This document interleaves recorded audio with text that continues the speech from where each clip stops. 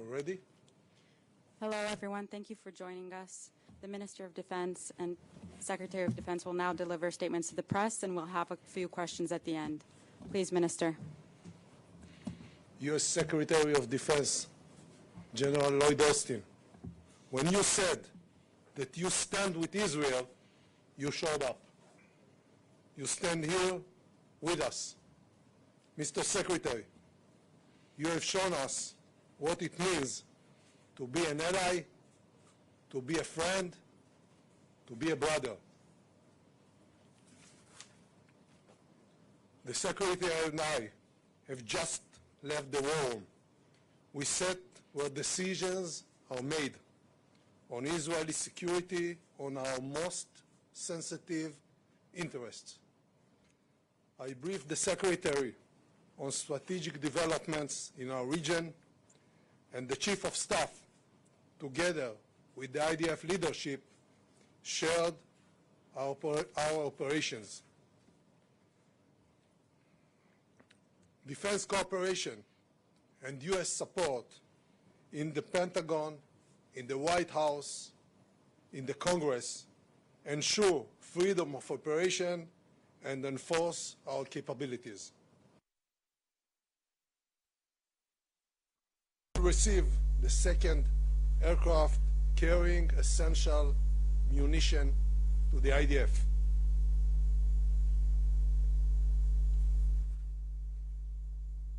U.S. deployment of assets on land, in air, and at sea sends a strong message to both our partners and enemies in the region. On behalf of Israel's defense establishment and on behalf of our citizens, Mr. Secretary, thank you very much. Let me remind you all, our audience, who is the enemy? Our neighbors is Hamas, the ISIS of Gaza, an organization enjoying the Iranian payroll. I cannot let the world forget the brutal attacks Hamas terrorists conduct against Israeli children, Israeli women, Israeli elderly and entire families. Murder, rape, kidnapping, this is what we face in this war. This is a war on the existence of Israel as a prosperous state, as a democratic state, as the homeland of the Jewish people. This is a war on freedom and on our common values, and we are on the front line. We will keep fighting, and we will win this war. We will prevail. With your permission, Mr. Secretary, I'll say a few words in Hebrew. מאז יום שבת, מדינת ישראל נמצאת במלחמה. אנחנו נלחמים על הבית, אנחנו נלחמים על העתיד שלנו. והפגישה שסיימנו עכשיו, ידידי מזכיר ההגנה אוסטין ואני, בבור הפיקוד, סיכמנו על שורה של מהלכים וסוגיות אסטרטגיות. אני בטוח כי גם ידידינו ברחבי העולם וגם אויבינו בכל הגזרות מבינים היטב את משמעות הברית הזו ואת משמעות הביקור הזה. מדינת ישראל היא מדינה חזקה, מדינה שבה מתקיים שילוב בין צבא עוצמתי לבין מערכת אזרחית עם חוסן לאומי בלתי רגיל. החוסן שמצוי ב-DNA של כל יהודי הוא תוצר של מאבק הישרדות של אלפי שנים עם תוצאה אחת שלא משתנה. האויבים שלנו רוצים להשמיד אותנו פעם אחר פעם, ובסופו של דבר אנחנו שורדים, מנצחים והם נעלמים. זה מה שיקרה גם הפעם עם החמאס. זה הגורל שמחכה לחמאס, הדאעש של עזה. המלחמה תהיה ארוכה, המלחמה תהיה קשה, ויהיו מחירים, אבל אנחנו ננצח. כבר עכשיו החלנו במקביל לפעולות המלחמתיות, גם בשיקום של מקומות שנשרפו, והם עוד ישגשגו. ידידי הגנרל אוסטין, חזרנו עכשיו מערכת מצב בבור הפיקוד. חזית במו עיניך במראות הזוועה, ספגנו מכה קשה מאוד. אנחנו נתחקר ונפיק לקחים. נהיה חזקים יותר. אבל עכשיו עת מלחמה, ובעת מלחמה המטרה היחידה והראשית היא לנצח. בימים האחרונים התהפכה המגמה, ומי שתקף אותנו הפך להיות מותקף על ידינו. מקרבות ההירואיים בשטחנו, בהם היכו לוחמי צה"ל בסדיר ובמילואים את מי שתכנן להגיע הרבה יותר רחוק מרצועת עזה, עברנו למתקפה על שטחי רצועת עזה. התוצאות יעבירו לעולם מהי נחישותנו, מהי עוצמתנו, וכיצד אנחנו מתמודדים עם מי שמנסה להרוג את ילדינו, את זקנינו ואת נשינו, ולצערי במקרה הזה גם הצליח. חברי מזכיר ההגנה אוסטין, יש לנו משימה משותפת, הדרך תהיה ארוכה, אבל בסופו של דבר אני מבטיח לך שאנחנו ננצח. במלחמה הזו אנחנו ננצח. Thank you, sir. Well, good afternoon, everyone. Yoav, we've been in close touch, but it's good to see you again in person. And it's good to be back in Israel, even during such terrible days. As the U.S. Secretary of Defense, I am here in person to make something crystal clear. America's support for Israel is ironclad. And I extend my deepest condolences to the Israeli people for those killed or wounded in this terrible slaughter by Hamas. I'm also here in solidarity with all the families still living the waking nightmare of not knowing the fate of their loved ones. And we will continue to coordinate closely with Israel to help secure the release of the innocent men, women, and children in the clutches of Hamas, including American citizens. Now, Israel is a small country, a place where everybody knows everybody.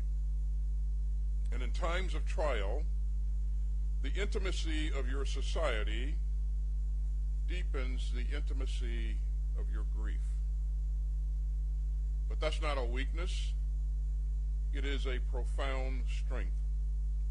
And in times of testing, Israelis know what to do. Over this awful week, we've seen Israeli hotels and homes take in those who've had to flee. We've seen long lineups to donate blood. We've seen WhatsApps explode with messages as people race to support neighbors in anguish. And perhaps because I'm a retired general, I was especially moved by the story of a retired general named Noam T-Bone. His son called him on Saturday from his home near Gaza to say that Hamas terrorists had stormed their kibbutz and were closing in. And the retired general jumped into his car in Tel Aviv and raced toward the combat zone. He linked up with other fighters and rescued his son, his daughter-in-law, and his granddaughters.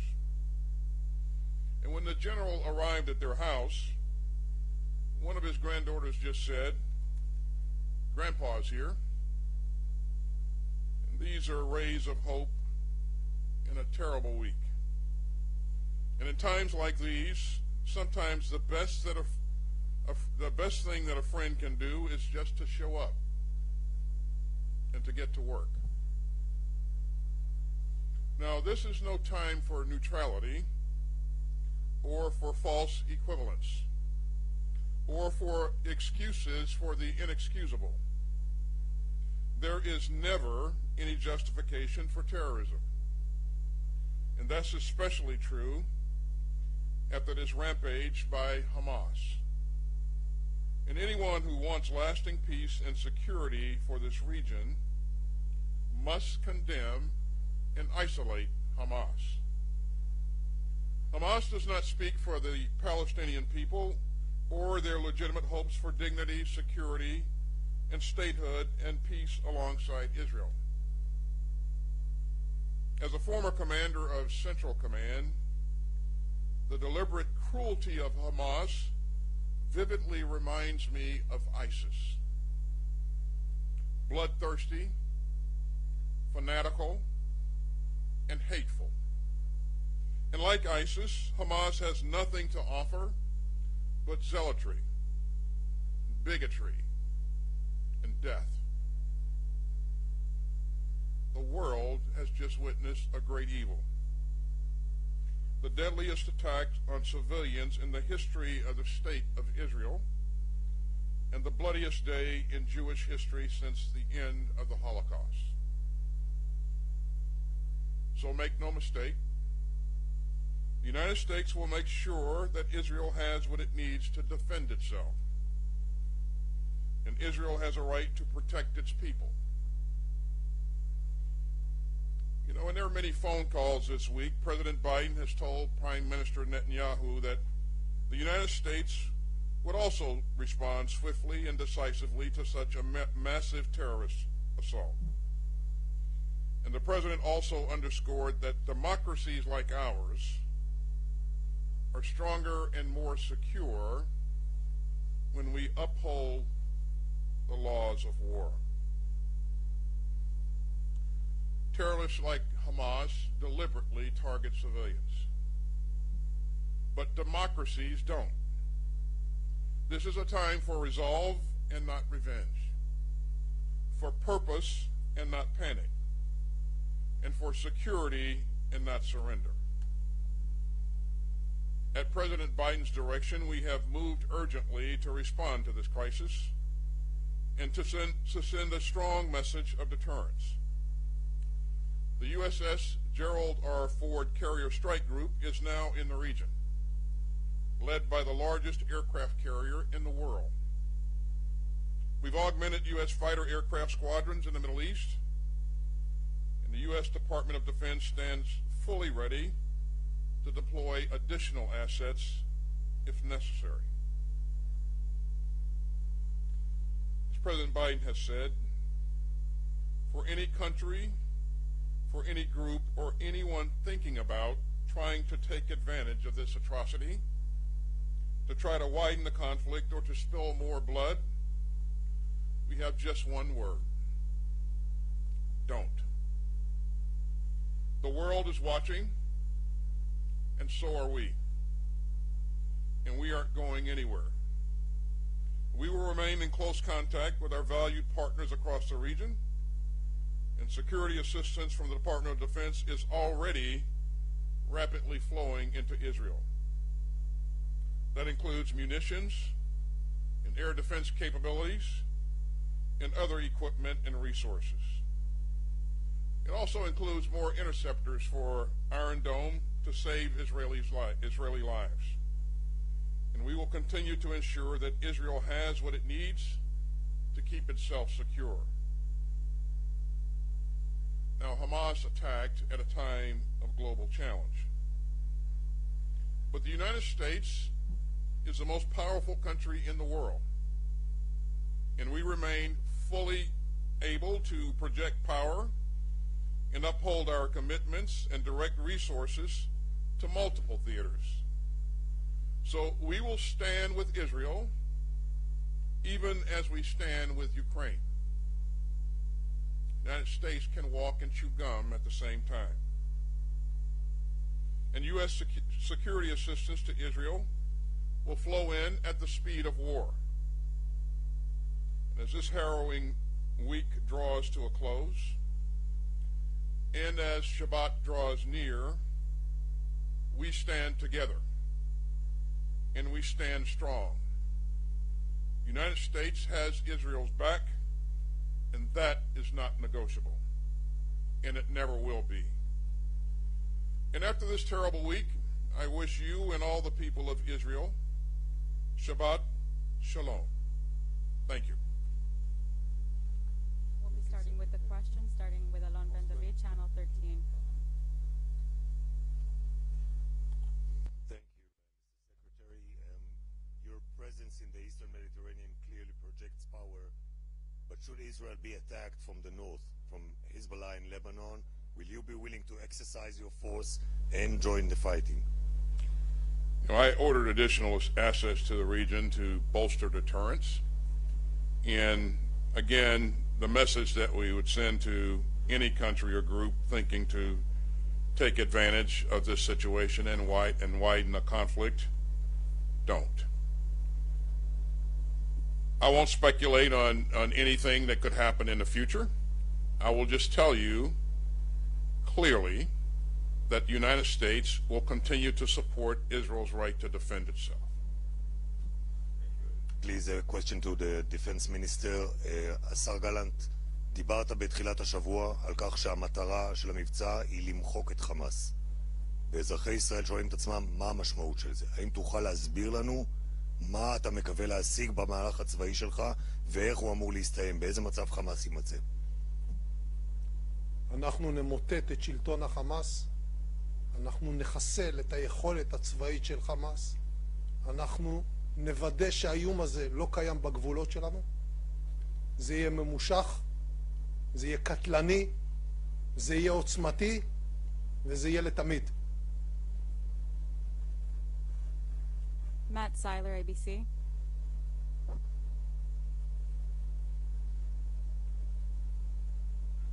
Thank you both for doing this.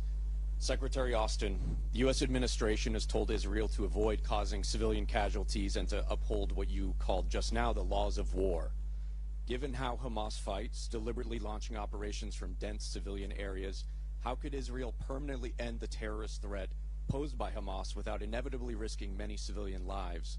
And as we watch the civilian death toll in Gaza rise while Israel conducts its counterattacks and perhaps a ground invasion, do you believe the moral culpability for those Palestinian deaths belongs to Israel, Hamas, or both? I'll leave it to Israel to talk about its potential plans and its approach to conducting operations. Matt, I'll just say again that Israel has a right to defend itself, and we will support Israel's right to defend itself. We will continue to flow in security assistance. And I've worked with Israeli forces over the years, over many years. As you know, I wore a uniform for 41 years. My experience in working with the Israeli forces is they are professional, they're disciplined, and they are focused on the right things. And so I expect that going forward, they will continue to exhibit that same degree of professionalism that we've seen in the past. But you know, Matt, we've seen this before. The international community fought ISIS, who in some cases was embedded deeply in built-up areas. And that international coalition fought valiantly and protected civilians and created corridors for humanitarian movement, even in the midst of a pretty significant fight. So again, this is a professional force. It is well led, and I have every expectation that it will be disciplined. Thank you.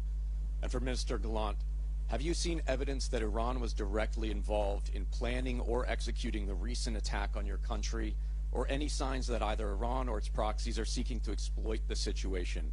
And if you do come to see signs of an imminent attack on Israel, are you in favor of preemptive strikes? Iran, Hezbollah, and Hamas is one axis, an axis of evil. Everything is directed generally from Iran. The permission is given by Iran, The money is supplied by Iran, and the ideas are shaped in Iran. Therefore, it doesn't matter if they give or didn't give the permission, but the idea is an Iranian idea. As to the actions, future actions of IDF, I will stay confidential for good reasons. Thank you. Suleiman Massaoudeh. Mr. Secretary, thank you for this. House Foreign Affairs Chair Mike McCall said that we know that Egypt had warned Israel 3 days prior to that event, like something like this could happen. We don't know how we missed it. We don't know how Israel missed it. So can you tell us what really the U.S. knew before this attack? What I can tell you is that if we had known, or if we know of a pending attack against an ally, we would clearly inform that ally. But what we're focused on now, Suleiman, is we're focused on making sure that Israel has what it needs to defend its sovereign territory and to protect its citizens. And the minister and I spent a good bit of time talking today about what those requirements are and what we need to do to urgently meet those needs. אדוני השר, תודה רבה. זו פעם ראשונה שדרג מדיני עולה לשאלות העיתונאים. אתמול שמענו את הרמטכ"ל גם לוקח אחריות ואומר אנחנו כשלנו בשמירה על ביטחון אזרחי ישראל. האם יש כן גם אזרחי ישראל שואלים את עצמם, האם כן יש איזושהי לקיחת אחריות מצד הדרג המדיני בעניין מה שקרה בדרום?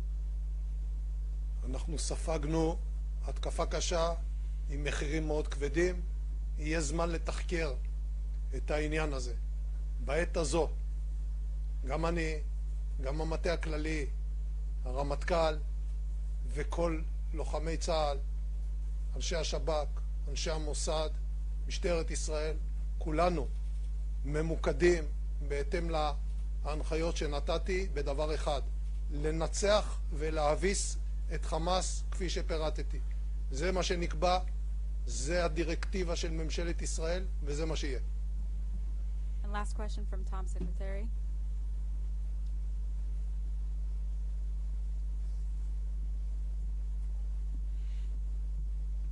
Thanks for doing this. Mr. Secretary, as you just stated, you were involved in the major effort to stop and eradicate ISIS.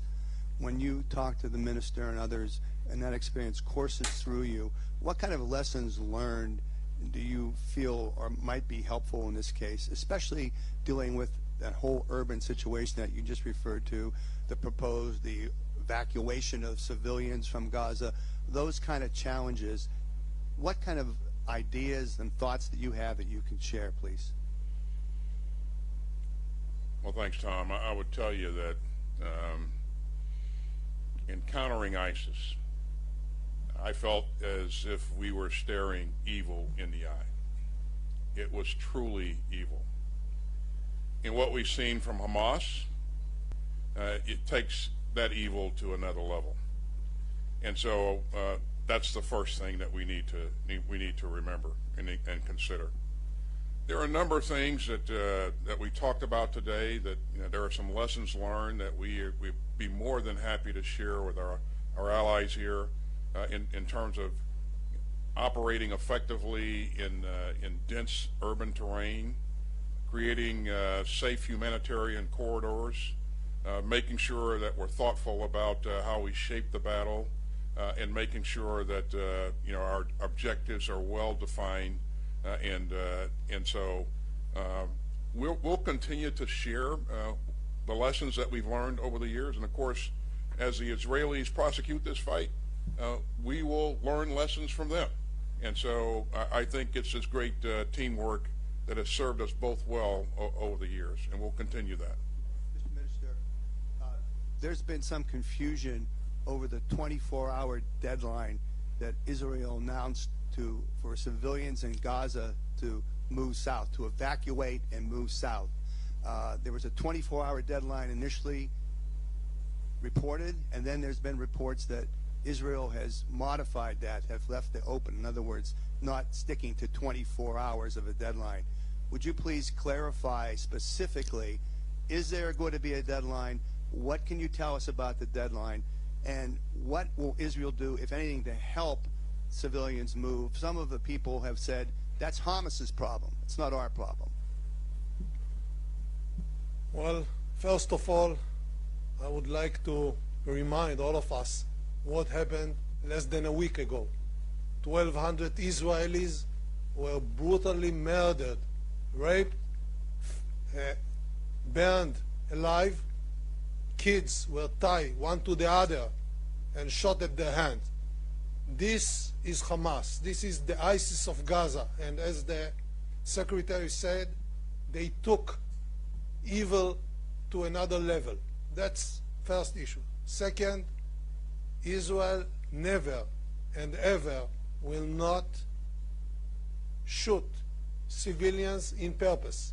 Therefore, we are asking all the civilians in Gaza City to go south of Gaza. And the reason is that because we don't want to harm them. The camouflage of the terrorist is the civil population. Therefore, we need to separate them. So those who want to save their life, please go south.